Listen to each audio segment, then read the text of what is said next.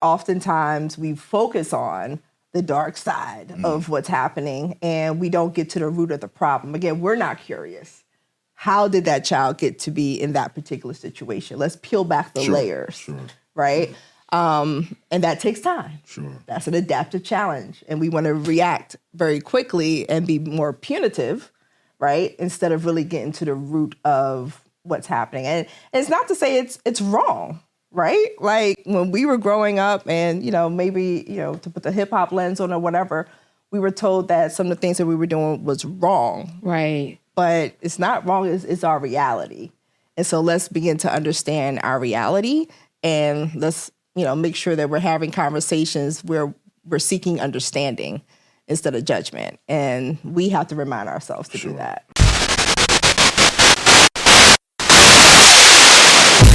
Welcome to Not All Hood. Every school has a culture, but sometimes that culture needs to be changed. This is something Jamila Sams knows all too well. She's an educator and advocate dedicated to empowering students. She's founder and CEO of We Do It for the Culture. She says she leverages hip-hop culture because it's a universal language, and she created a hip-hop social-emotional curriculum that's used in dozens of schools. It's rooted in storytelling for students from the 6th grade to 12th grade. Jamila is bridging a wide gap in the system, transforming young people through music. And she teaches other educators how to close the gap and speak the language of the next generation. Join the conversation. Jamila Sams, what's good? Life is good right now. You gotta choose joy these days, Malcolm. Man. You gotta choose. That's it right there. We love that here. Yeah. Because you can easily get caught up in the non-joy path. But when you turn off the news often, the joy will start coming back. Right. Happiness is a choice. It is. Yeah. Happiness is a choice. Yeah. Wow. You want to go with? You know what? I just want to go with her joy, really. I think we all settle on joy for what's good. Yes. And what's crazy is that whenever this is shown, that message is still going to be relevant. We're still going to be talking about some of the same things that, that's not what the show is about. But that's why acknowledging joy is good. And like you said, it's a choice. Yeah. It is a choice. And sometimes it takes a little more work.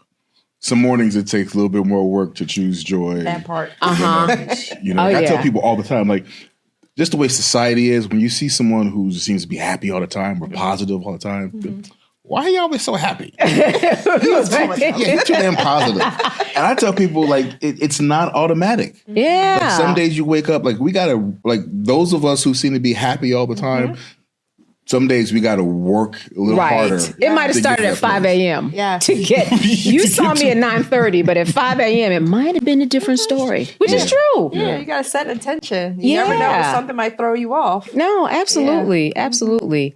I love that about you because you need joy in your field. That's, if you are working in education these days, you have got to have a certain level of positivity because the kids are going to pick up on every single thing that you do. I remember once I did an exercise. I can't remember if I told the story before, and it was a memory exercise. I teach journalism. It was recounting facts. And I said to them, all right, I want you to recount everything that's happened from the beginning of class to now. And a lot of the notes said, Professor Kelley wore black as usual. And I didn't realize that. But it was because of how I was feeling. I was like, they told me I had to get some colors that week. I did not realize I was wearing, look, as we mostly wear black here, but it was because of where I was at that time. So the students will tell you. You gotta have fun with them. Yeah. I never forget, I tell this story when I first started teaching. I was only 21 years old. And I had finally gotten my class just to be quiet for a second. And so it was like, you could hear a pin drop. And I'm at the board and I'm doing something. And all I hear from behind me is, Shabba. And I just started dying laughing. That's funny. And if I say Shabba, you can tell how long ago that was. Right. But it's those moments where it's just like, you know what? We're all human. That's right. You all are just, younger humans than I am. And let's just have some fun with this. Yeah. You have that part. I wish teachers had more of that attitude, right? Because there always seems to be this barrier between I'm the teacher, you're the student, and there's this thing in between us that keeps us from actually relating as human beings. What do you think that thing is, though? Because there is that unspoken. Yeah, please. That's why we're here. Because that is a thing. Yeah. It's white supremacy. She went straight to it. That is what it is. Can you unpack that? Yeah. We were always taught that there is some level of hierarchy in education. Like this person is always going to be superior to you. And that's not the case. There's so many things that we can humble ourselves to learn from young people if we just allow that space to be created in our classrooms. Like they teach me more than I ever probably am able to teach them. Right? In that moment, him yelling shop, I was like, oh, it was a reminder to laugh and not take myself so seriously. Right? Yeah. And so just with that structure, that Eurocentric structure of, hierarchy and this is more important than that unfortunately has we got to get that stench off of us. Right? I think parents do the same thing often too, though. Right? You mean in terms of a barrier? Yeah, in terms of the superiority. I'm the parent, so you do what I say, and there's no wiggle room. Like I know for me, like as a parent, my daughter's 7, and I think the most challenging thing is, again, because I'm an older parent, I'm less interested in raising an obedient child as I am in raising a human being who has her own voice, who is a leader and not a follower. And so there is a lot of allowance for expression, for Look. And sometimes I'll be like, child, do you know? Look, we got to check in on him when she's 17. But at 7, I already know what 14 is going to look like. Yeah. But also, we're giving her, space to express herself.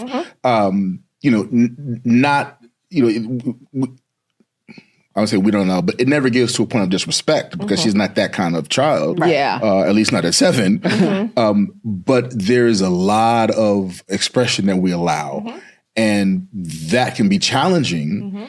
But for me, the end result is I want her to be able to express herself wherever she is. If she is, if she is in a workplace, which I hope she's has her own. As opposed to working for somebody, just whatever. I want her to be able to always be able to express herself. And what I find is it's definitely challenging as a parent. And I find that, because we were all raised in a, I said no, and I don't want to hear your mouth. Right. That sounds familiar. Yeah. Whereas opposed to no, you can feel however you want to feel about it, but no is still no. But that's challenging. And I find a lot of parents, we get caught up in, I think so many of our parents did trauma parenting. And then that's been passed down. So much of our parenting is trauma parenting, plantation parenting, if you will.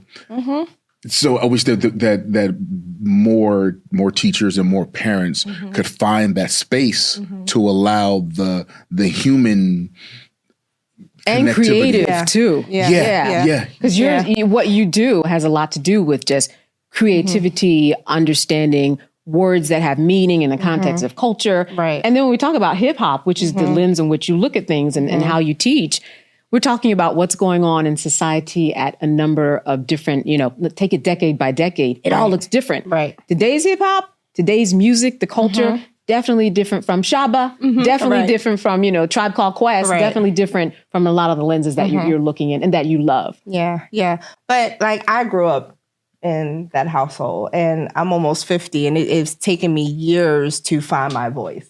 Years because I had strong opinions about things, but I dare not say them. I would, shut the door, behind the door, but It was fear. So you were quietly. It was fear. Right. Yeah, quietly. Look, I'll show them behind my door. Yeah. Right. But I grew up not expressing myself, to your point, the way that I should have been able to in certain, situations. I'm only finding my voice maybe in the last, few decades.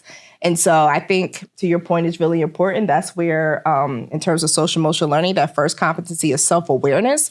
When you stifle young people's voices, you're stifling their ability to think critically about who they are. And I want to go back because you said it very quickly, but your social emotional learning, that really is kind of like the ground level of where you teach and go into the school system or nonprofits or the White House to share with people what it is you think is missing. So what is that SEL? Yeah, so social emotional learning is the act of naming our emotions, managing our emotions, and then leveraging our emotions for positive change. It has 5 competencies. The first one is self-awareness. So just being aware of what's showing up in your emotions and naming it. Self-management, how do we manage our emotions? Social awareness, what's happening around me in terms of like society, how does that impact my emotions? That's really heavy right now. And then you can have responsible decision making. So how do I make decisions that are, setting myself up for success and also ethical? And then last but not least, we have relationship skills. Like, how do I show up in community with other people? How do I practice the art of empathy, listening, learning from each other? And so all of those skills are really just skills that we need to just be well-rounded human beings, right? What you just spoke about with your daughter. And unfortunately, we're just realizing the importance of giving students that voice and allowing them that space, especially in schools, for them to express themselves and be active participants in their learning process. Yeah. And it's amazing because we spend so much time in school. I mean, you spend more of your waking hours in school than you do at home at any Monday through Wednesday, Monday through Friday. I'm just cutting the week short already. So, and then you go home and you might get home maybe from 5 and if you have to be in bed by 10, that's it. You're really in the hands of teachers for most of the time if you are 6 through 12, which is the grade that you're dealing with. So what have you mentioned learning from the students. What have you learned from them about what teachers should be doing better and how to get them to, get that A mark on the SEL that you're talking about? Yeah, they want to feel connected to not only the content, but the teacher. A lot of teachers really struggle with vulnerability because even when I was, in school, in my undergrad practice, and I went to an HBCU, I went to Lincoln University in Pennsylvania, there was still this notion of, don't smile until November. It's like, well, how can I hold my smile in for 3 months? Right? Because you have to show up as that stern leader. I see. Right? And that's just not natural. Right. Like, I have to smile, right? And so, like, how do we, just show up in the classroom as our authentic selves and then allow space for students to also show up as their authentic selves? Right. But we have to practice that vulnerability first and model it. Because young people, their biggest, when they think about, being in community, sometimes it's like, where can I hide? Like, I don't want to show myself, especially, pushback from their peers or things of that nature. They want to belong, but they don't always want to show up as their authentic selves because sometimes they're scared to do that. So as the teacher, you have to model, this is what it means for me to be me. And, I'm passionate about science. So let me connect this content to something you're passionate about so that you can retain the information and eventually apply the information. But if you're not making those natural human connections, then the content is going to fall short. Sure. And our young people aren't learning. They don't want to come to school. They don't feel a sense of belonging. Right. And so we have to be able to look at the whole child. But first, we got to look at the whole adult. Yeah. Right. Hey, comrades, if you are enjoying the episode, join the conversation. Like, subscribe, leave a comment below. Don't get yourself blocked. Keep it clean. There's a, from your vantage point, I don't know if you can really put a percentage on it, but like what percentage of teachers do you believe are teaching because they actually are invested in children's education? I hope more than not, and that's a hopeful percentage. Right. I don't know what that percentage is, I've seen both sides of the coin. Right now, we have a national teacher shortage. And so there are definitely schools and districts that are really dealing with, they're struggling. They're struggling to find people that really care versus people that need a job. And so there's a lot of work that needs to be done in that area. But I kind of look at it through the lens of leadership. When you have really strong school leaders, they are grounded in values. And their values should be what drives student success. And oftentimes, right now, our schools are being reactive instead of proactive. And so if you are a proactive leader, you have values that are important. Those values could be love, it could be respect, it could be excellence, right? You set the standard for your building. And then no matter who's in your building, whether it's a parent, whether it's a substitute for the day, they should know walking into your school what your values are and what you stand for. And that's not happening. I've been in schools where that happens and there's student success. And I've seen what happens when they're not there. I use the analogy of like when people come to my house, they have to take their shoes off. So if you are on the second floor and I see you with your shoes on, it's not your fault. Because I never communicated to you, you have to take your shoes off in my house, right? I never communicated to you what my values were and my standards are. And so therefore, that's my fault. So I really look at the school leaders to do what you're supposed to do, which is to lead. And if you need help with that, then real leaders are also vulnerable. They need to ask for help or they need to get the resources they need in order to lead effectively. So it starts with leadership. So why do you think schools are more reactive? Because it's just a human reaction, right? It's sometimes there's so much going on, all you can do is react, right? It takes more time. So there's adaptive challenges and then there's technical challenges, right? Okay. Adaptive challenges take time, right? And so in order to address some of those issues that you may see, you may need to do a lot of adult SEL work, right? And adults, as they say, you can't teach a new dog new tricks. It takes a long time to get adults on the same page, right? And so those are adaptive challenges. And I think the reaction comes so quickly because we're trying to take adaptive challenges and solve them with technical solutions. Right? I see. Like it's noisy. So I'm going to go in here and I'm going to yell and I'm going to have a quick fix versus let's get to the root of the problem. And so I think that's why a lot of leaders, unfortunately, are reactive instead of proactive. Adaptive challenges take time. Right. So between the science and the math and gym and study and lunch, what else do we take? History. Between all of that or in all of that is where the SEL and value systems would be taught.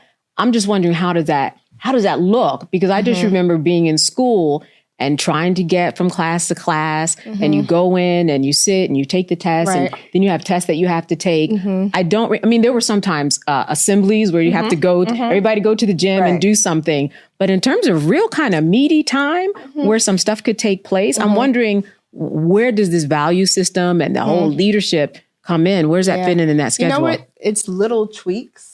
Very little tweaks. You know, when a teacher is at the door greeting their students and saying good morning, or you see some of these viral videos where people are doing like, individual like hand gestures with each other, right? Yeah. It's based in the African principles of call and response, right? Right. It's taking those very simple things and just humanizing the space.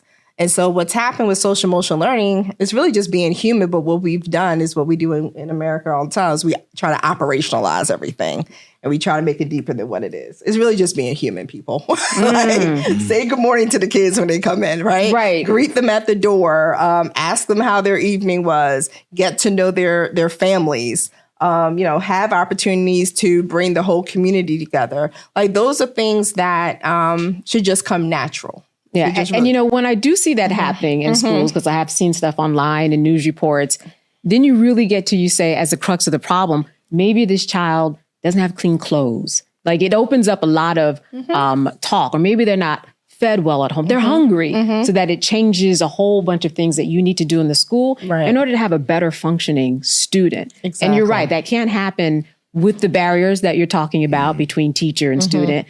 And it can't happen if you're not being human and smile in beginning in November. Right. You do have to smile in September. Exactly. Yeah. That opens up the doors. Yeah. And creating spaces for students to feel like they're being seen, they're being heard, and they're being valued. That's really important.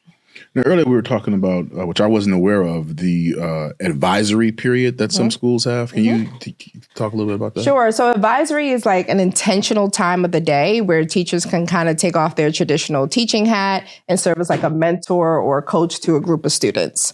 And during that time, you have, different activities. Sometimes you're checking in academically, because sometimes it's hard to know what's happening with a group of 30 students. But if you have a small cohort of, let's just say 12, you get to know them on a deeper level. And so during that time, there's relationship development happening between the adults and the students. And then hopefully there's an opportunity for students to have their own peer-to-peer interactions. And then ultimately you're building a small community within the bigger school community. So it gives, young people an opportunity to say, I have an adult in this building that knows me really well. That I can go to. Right. And usually that advisor, if it's structured, the way it's supposed to be structured, that advisor also knows that cohort of students' families really well. So it becomes, a family within the bigger school community. And that advisor is one of the teachers? Yes, typically is one of the teachers. So in my school, when I was an administrator for a middle school in Baltimore, every single person had an advisory. So the secretary had an advisory. You name it, if you were a part of the school community, you had an advisory. But is that typical of schools these days? It's not typical. Oh, okay. I was like, wait, this is new to me. Yeah, I hadn't heard about that either. Yeah, it's not typical, but it happens. Sense. Yeah, more often than not, especially during the pandemic when, all of our students were home and they just needed to have a sense of community. And so a lot of schools started to adopt this advisory model online on Zoom, and, students were able to build connections that way. But we wanted to make sure that there was human connection in person when we came back. And so that is the structure that some schools have decided to implement. It's typically a middle school practice, but it's also just as effective on an elementary or a high school level. I can imagine, though, in that situation that you get a child who's really self-aware, knows what they're talking about, has broken barriers between adults, and then they go home, and then you're back to that barrier that Malcolm was talking about earlier. Now you got the barrier with the parent. I'm just trying to figure out how that might happen for a student who has both of those going on, where they can talk to adults really freely at school and they feel safe, but then at home, there's that barrier and hierarchy again. So what do you do? I'm thinking about the parents, I guess, in all of this, and how all of that works in. Yeah, it's happened, but it develops over time. And that's, again, where you build those relationships with families and you don't put down, their reaction, because, again, a lot of that is generational, right? So it's just a matter of asking open-ended questions, helping parents get to know you better as the advisor, as the teacher. For the school that I was in Baltimore, we had orientation sessions with every family before the student started. And so we would know, this is the communication style at home. Okay, well, here's our communication style.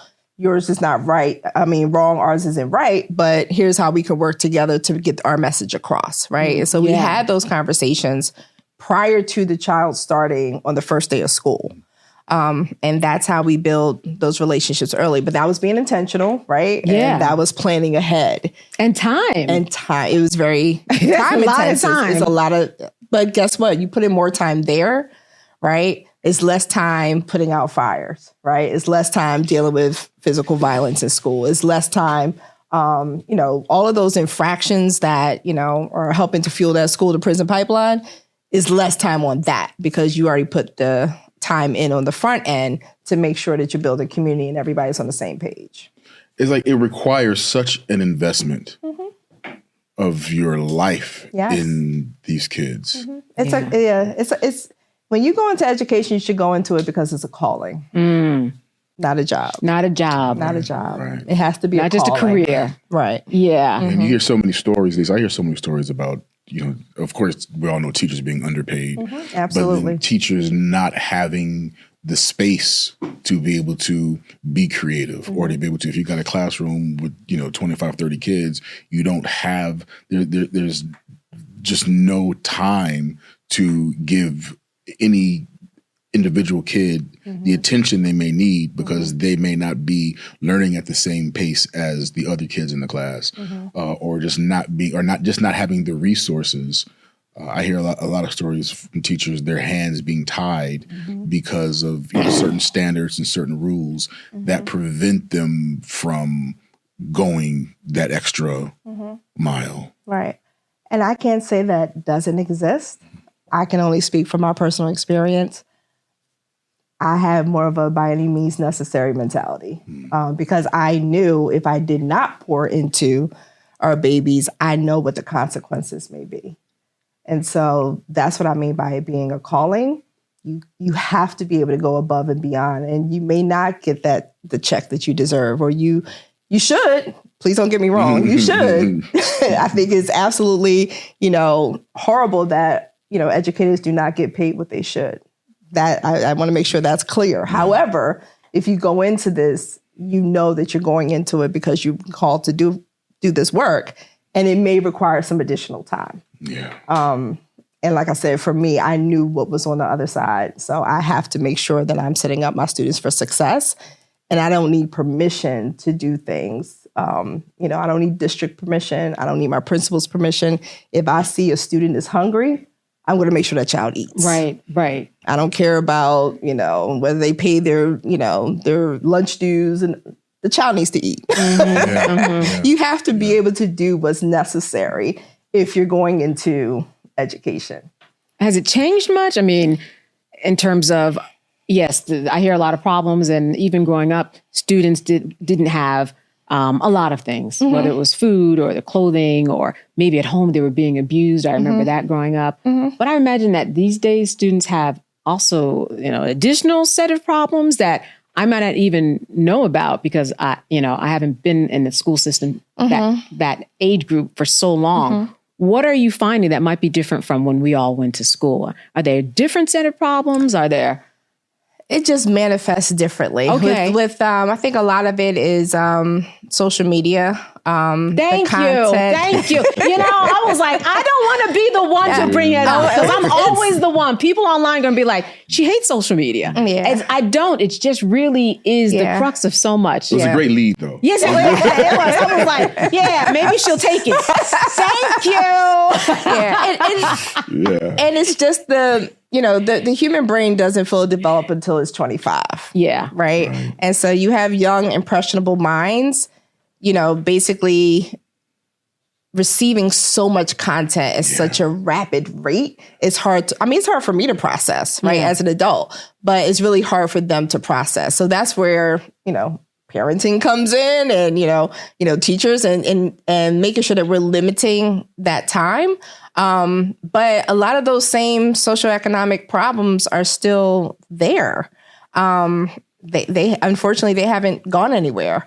But students also have a lot more access to things. So again, it's not all bad content, right? So they do have more access to things. There's more examples of, I look at things that we cover in our curriculum are things like entrepreneurship. So seeing young people starting businesses, we're in a different era where students have a lot more access, right? And they're taking advantage of that access because now they may not have a role model in their communities of a young person that's starting a business, but they can go online and see that. Right. And so there's a lot of positive things that are happening. But again, those socioeconomic issues are definitely still alive and well. Has all that access to information made our kids any smarter? It depends on who's helping to filter the information. Right? That's a big because filter. we can't allow social media to raise our children. Right. Yeah, we still have to be able to say, okay, if you're on social media, let me see, especially if I'm paying the bill, let me see what you're looking at, right? Let's have a conversation about it.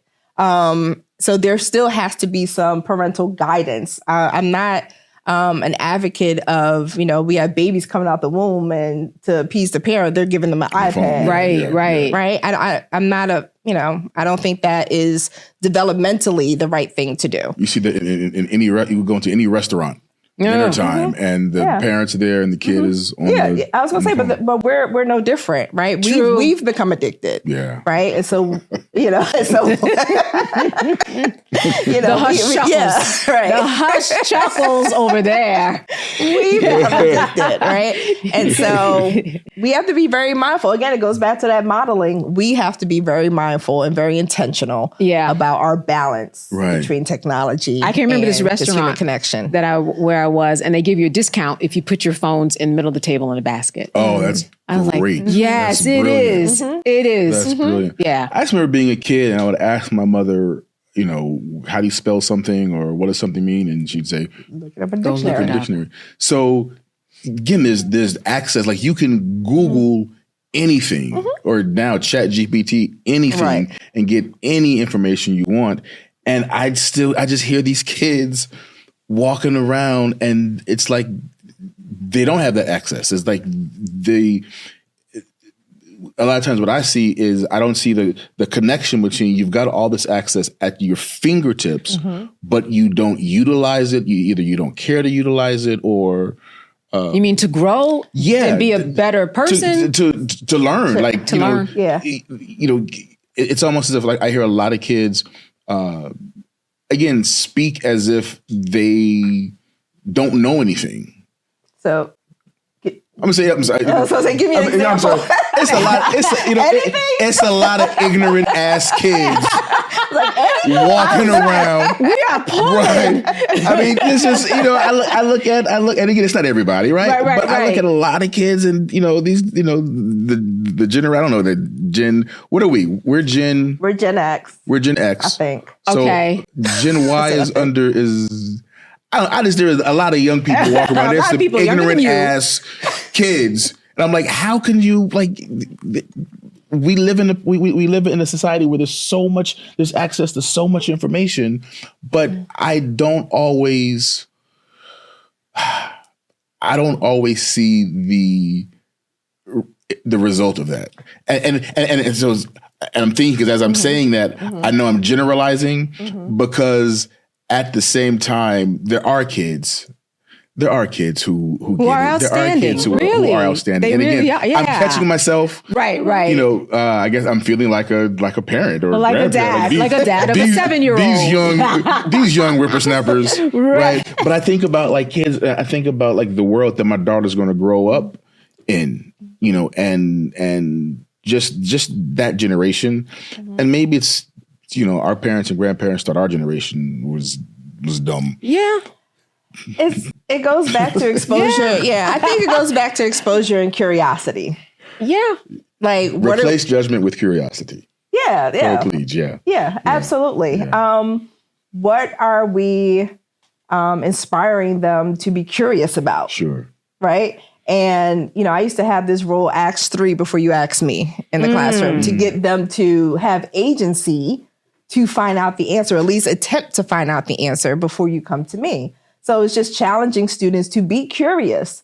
Use your resources to find the answer because, to your point, the answer is at their fingertips now. Literally. Right? Remember we grow up, you say, you've got the world in the palm of your hand. Now you literally do. Yeah. Literally. Yeah. And so it's just a matter of pushing that critical thinking. Like, I think about ChatGPT. It's only as good as the questions you ask. Amen. Right? We were talking about that yesterday. Right. And so teaching our students to have, curiosity and critical thinking skills is what's going to help them to thrive because we're beyond surviving. Right? We've been doing all right at that. We need to thrive. And so to push it up a notch, we have to make sure they're being critical thinkers and we have to be preparing them for what's happening now.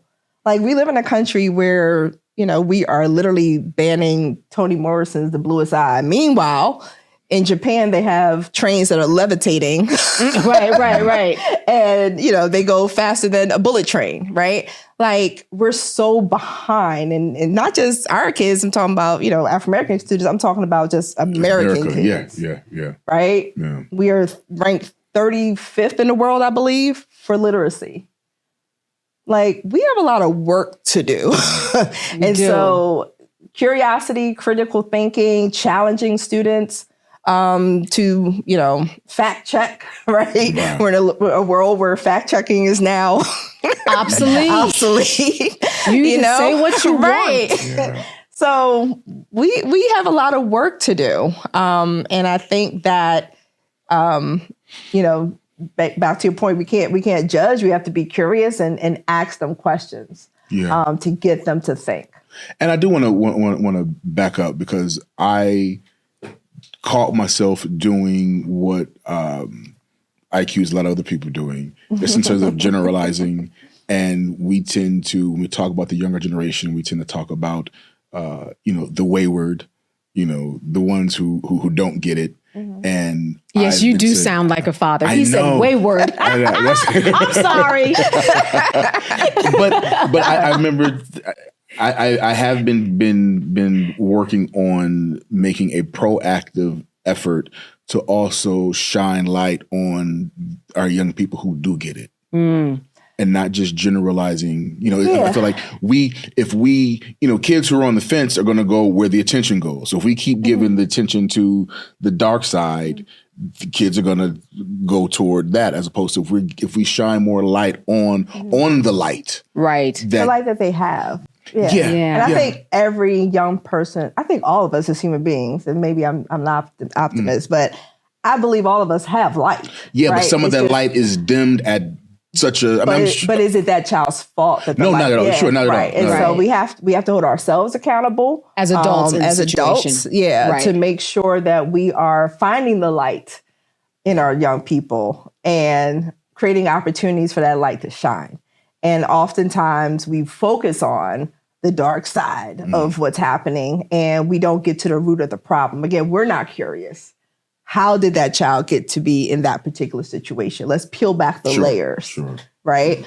And that takes time. Sure. That's an adaptive challenge. And we want to react very quickly and be more punitive, right? Instead of really getting to the root of what's happening. And it's not to say it's wrong, right? Like when we were growing up and, maybe, to put the hip hop lens on or whatever, we were told that some of the things that we were doing was wrong. Right. But it's not wrong. It's our reality.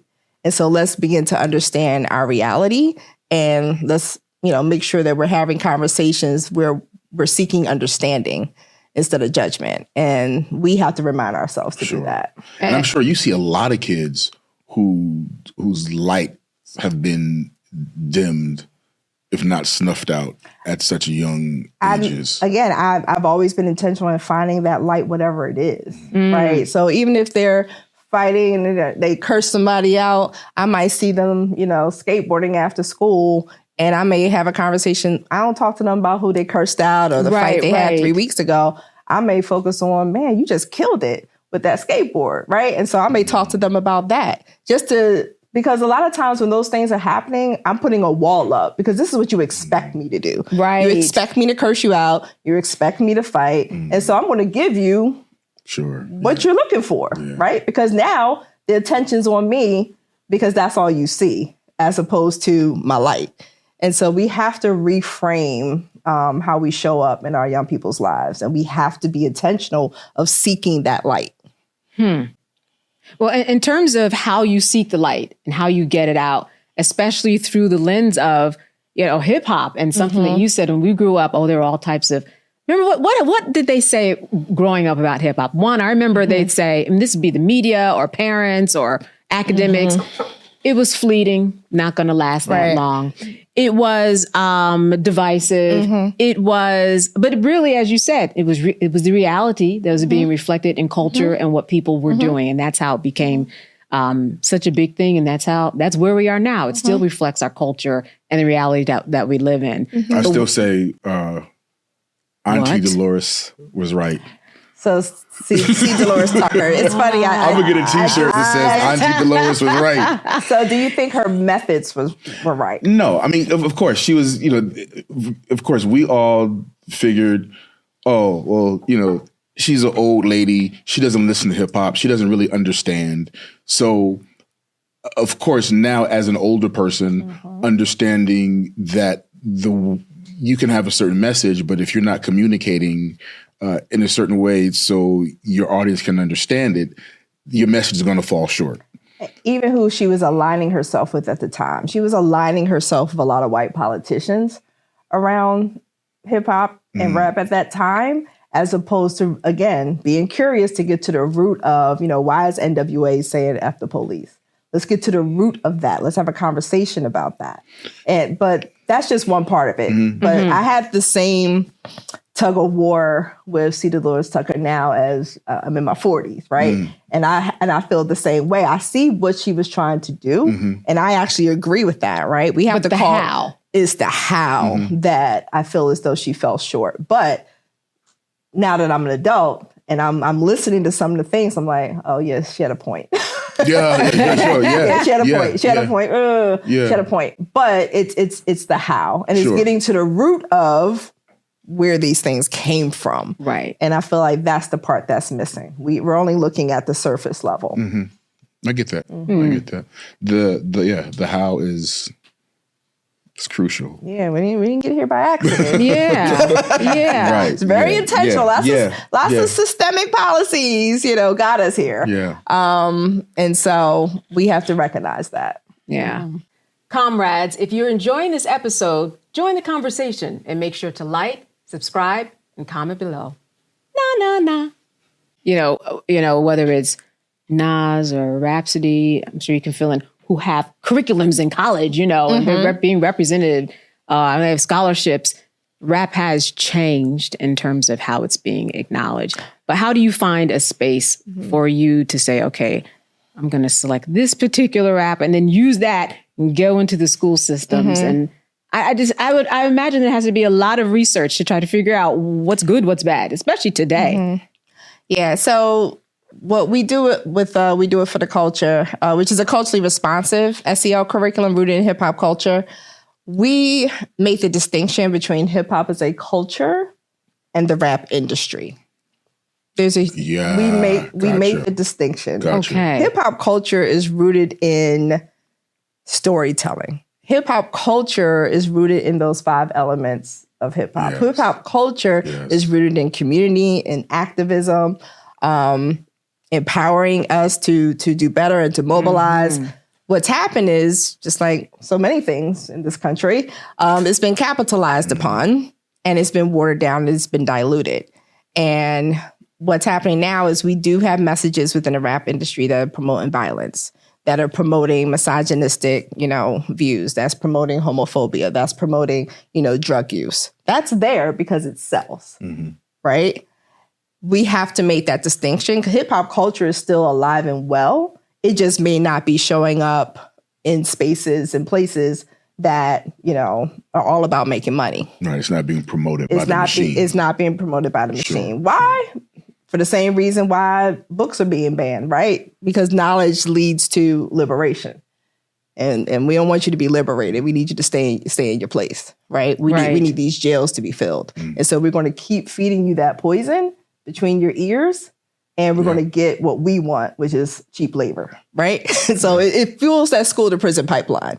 And so what we promote is all the things that society won't promote, right? So we'll extract content. We use YouTube typically, and we'll curate content that is positive. We'll curate content that is causing students to think, but we also meet them where they are. Right. Our young people, I remember students say Jay-Z was Beyonce's husband. Like, this is, like they don't see Jay-Z as this pioneer, one of the pioneers of hip hop or anything. It's Beyonce's husband. Right. Old. Wow. I feel real old right now. So we have to meet them where they are. Yeah. And so, there are times where I'll extract things that are happening, that music I will not listen to, right? I wouldn't want my nieces or anybody else like that to listen to. However, there are a lot of young people that are listening to, lyrics that are very damaging, right? But we'll try to find the lesson in that. So, for example, you recall the RICO case with Gunna, right? Yes. That's been in the news a lot, right? So we were able to take a news segment about that, not any of the music, but a news segment about that, and have a lesson where students are debating, should lyrics be used in a court of law? Like, right? And so now we've taken something that all the students know about it, right? But now we made that particular situation, we turned it into a civics lesson.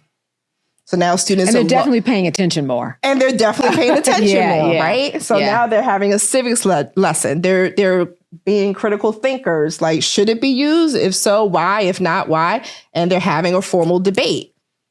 But now they're engaged. Right. So it's less about gonna, is more about getting your point across after doing some research. Yeah. And so again, meeting them where they are. But then also it's like putting the broccoli in a cupcake, right? right. I'm gonna slip you this cupcake, but there's some vitamins in there, right?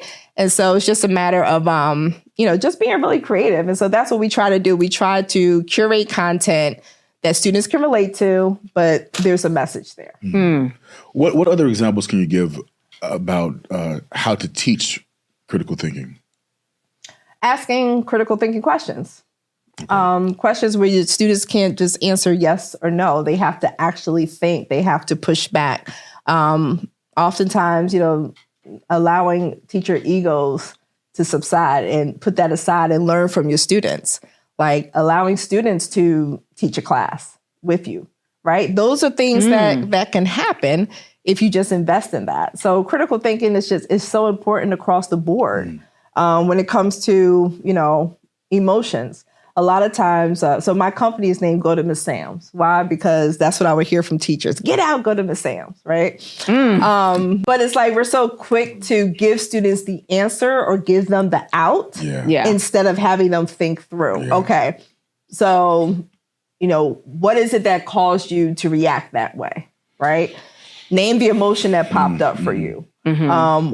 How do you think what you just did not only impacts you, but the people around you, right? So critical thinking is asking those open-ended questions to push students to think. But we're so quick, again, to just give them the answer, give them the out, dismiss them, right? Get out of my face. I got more things to do. You need to go deal with that with somebody else, and so they're not able to build the agency on their own. And so the same thing happens in content area classes. Give them the responsibility to find the answer and give them the tools to find the answer and push them to do that and have them push back on some of the things that you may say, right? So even like when Jay-Z says, don't listen to everything I say, do the research, find out yourself. It's the same thing.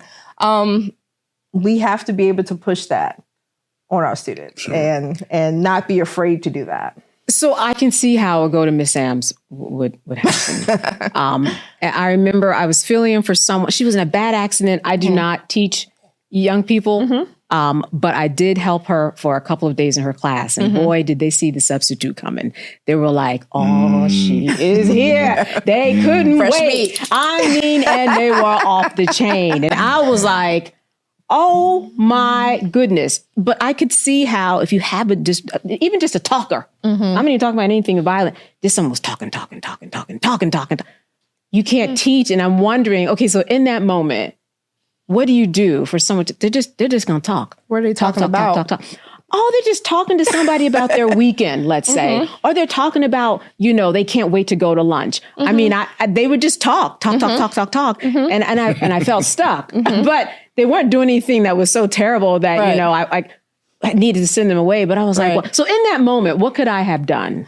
So thinking about it right now, you and I are engaged, right? We are. Are you thinking about what am I doing later, or do I have to do what do I need to do tomorrow? No, right? Because we're engaged, talking. Right? All right, so I had to get their attention, right? And so in a classroom, when you're so engaged in whatever is happening, then you're less likely to be worried about other things. And the same thing happens with adults.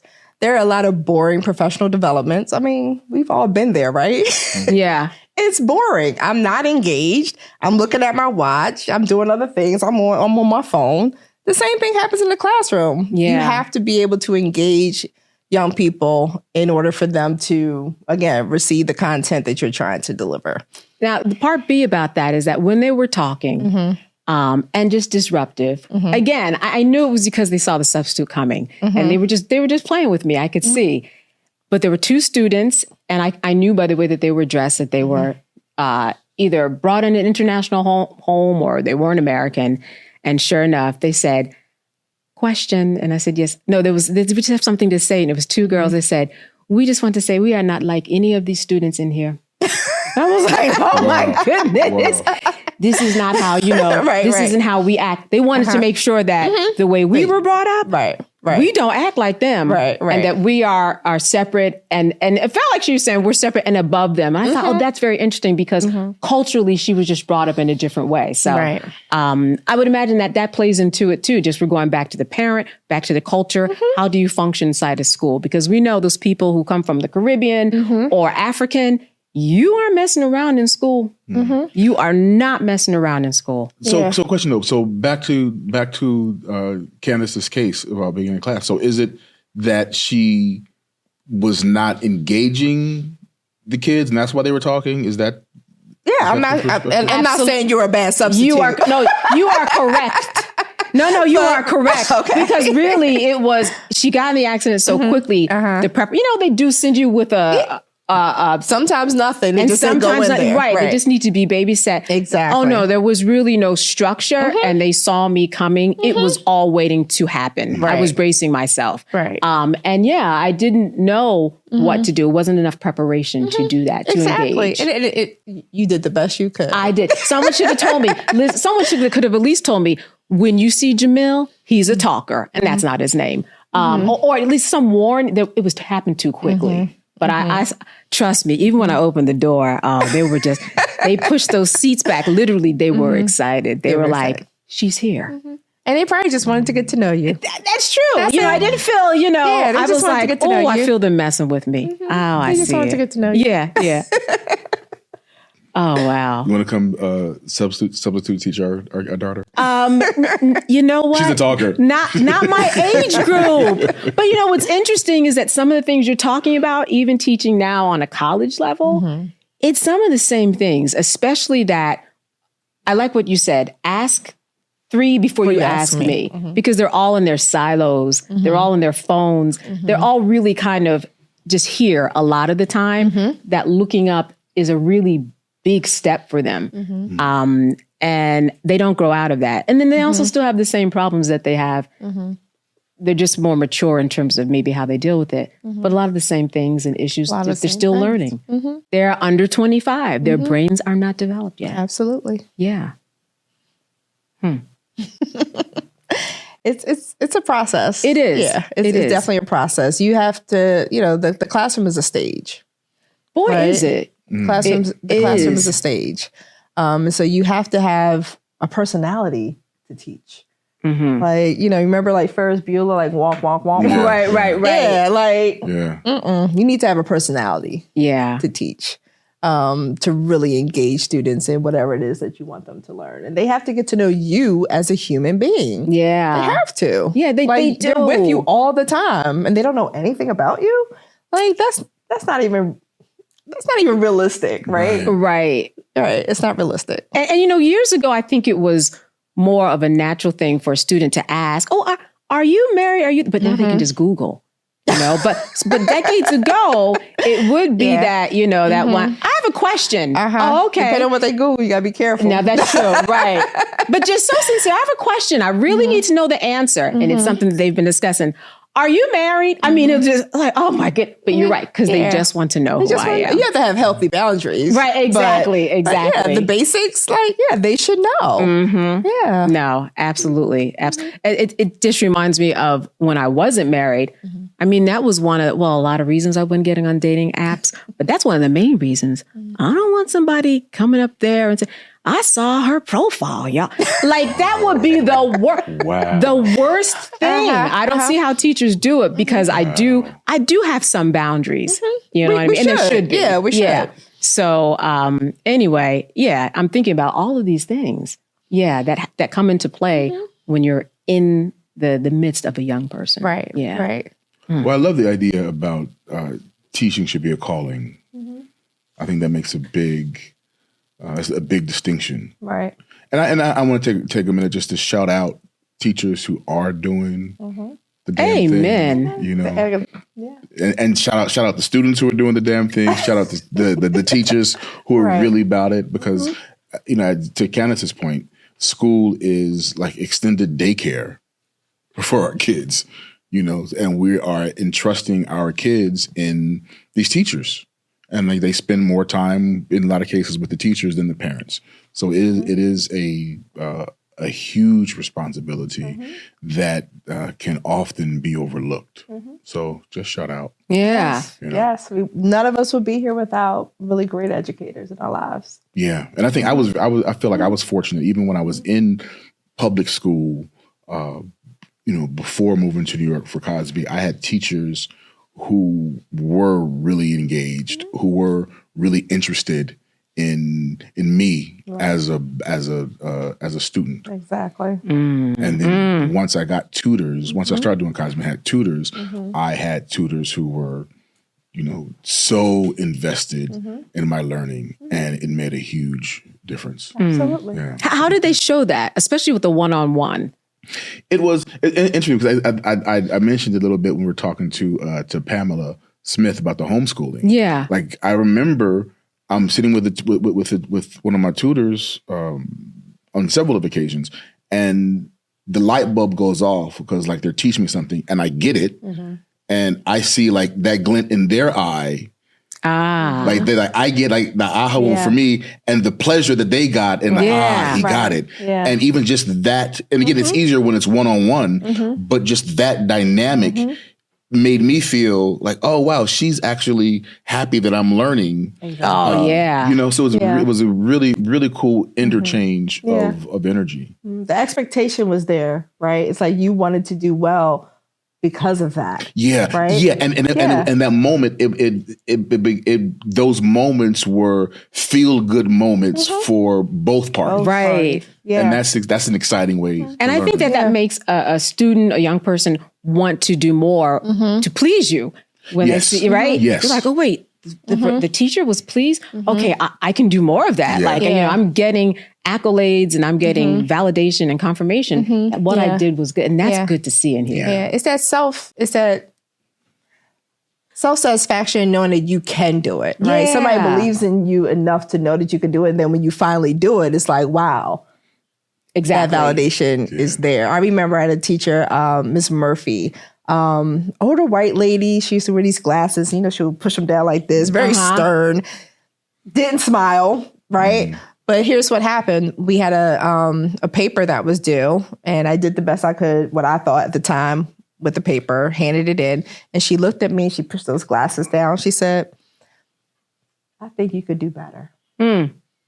And I remember leaving that day, going to the library and working on it again, revising it. You know, she gave me some tips. I made those revisions. I brought it back, and then I saw her smile. She was like, I know you could do it.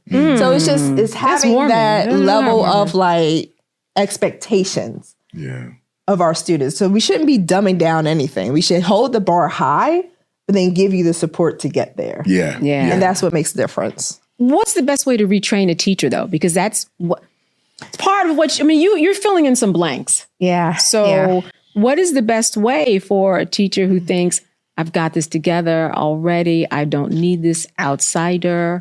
I mean, I'm always learning, you know, letting them know that I'm always learning. And this is a process, and we're supposed to be learning together. You don't stop learning. You know, some people say that educators are the worst to teach, right? Because some of them think they know everything, right? But that defeats the whole point of learning. Learning is an art, right? And so it's something that should be ever evolving.